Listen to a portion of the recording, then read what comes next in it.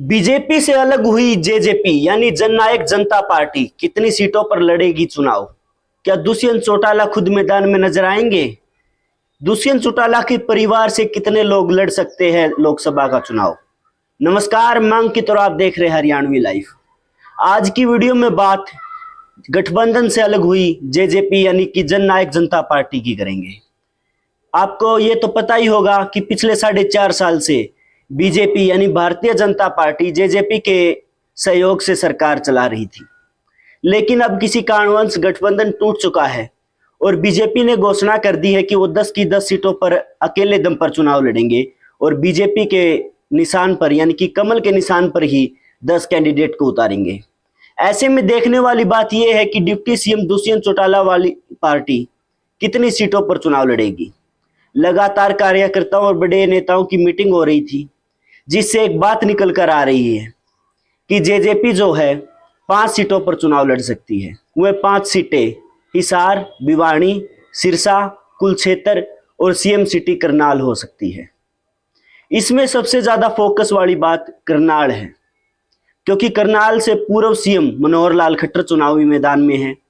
ऐसे में जेजेपी वहां पर अपना कैंडिडेट उतारकर यह साबित करना चाहती कि अब उनका गठबंधन और गठबंधन की सरकार बीजेपी से कोई लेना देना नहीं है। सीएम खट्टर के खिलाफ अगर जेजेपी कोई तकड़ा चेहरा मैदान में उतारती है तो देखने वाली बात यह है कि उससे सीएम खट्टर को कितना नुकसान पहुंचेगा। इसके अलावा दुष्यंत चौटाला के परिवार से 2 सदस्य चुनावी मैदान में आ सकते हैं। सबसे पहले बात दुष्यंत चौटाला की। सूत्रों की माने तो दुष्यंत चौटाला लोकसभा का चुनाव नहीं लड़ेंगे, वो विधानसभा का लड़ेंगे। ऐसे में देखने वाली बात यह है कि वो 2 सदस्य कौन हो सकते हैं। सबसे पहले नैना चौटाला। हो सकता है कि पूर्व डिप्टी सीएम दुष्यंत चौटाला की माता यानी कि नैना चौटाला हिसार लोकसभा सीट से आपको मैदान में नजर आए। दूसरा नाम दिग्विजय चौटाला।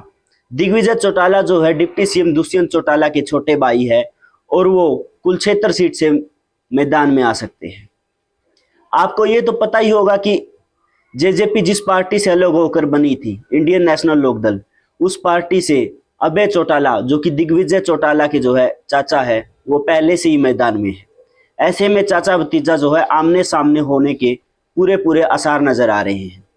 आपको बता दें, कुरुक्षेत्र सीट जो है देवीलाल परिवार के लिए या फिर मैं चौटाला परिवार के लिए नई नहीं है।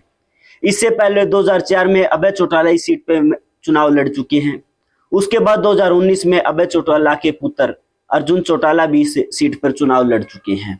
वही बात अगर दिग्विजय चौटाला की करे तो दिग्विजय चौटाला सोनीपत से हरियाणा के पूर्व में मुख्यमंत्री रहे भूपेंद्र सिंह हुड्डा के खिलाफ भी चुनावी मैदान में उतर चुके हैं।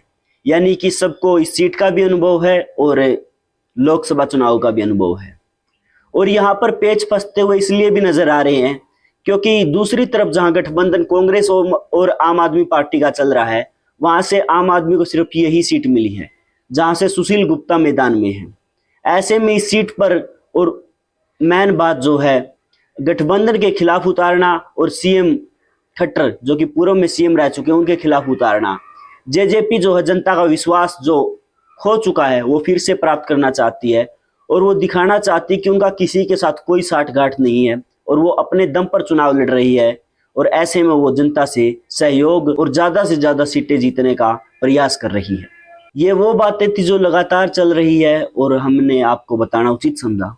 आपको क्या लगता है, जेजेपी यानी कि दुष्यंत चौटाला की पार्टी का इस बार क्या हाल हो सकता है? क्या वो कोई सीट जीतने में कामयाब रहेगी या फिर इस बार उनका खाता नहीं खुलेगा? और भी इसके अलावा आपकी कुछ भी राय है, जेजेपी को जो कितनी सीटों पर चुनाव लड़ना चाहिए, किसको मैदान में उतारना चाहिए, क्या खुद पूर्व डिप्टी सीएम दुष्यंत चौटाला को मैदान में आना चाहिए, आप कमेंट बॉक्स के माध्यम से बता सकते हैं। और ऐसी ही वीडियो देखने के लिए हमारे चैनल को सब्सक्राइब कर लीजिए और वीडियो को शेयर कर दीजिए।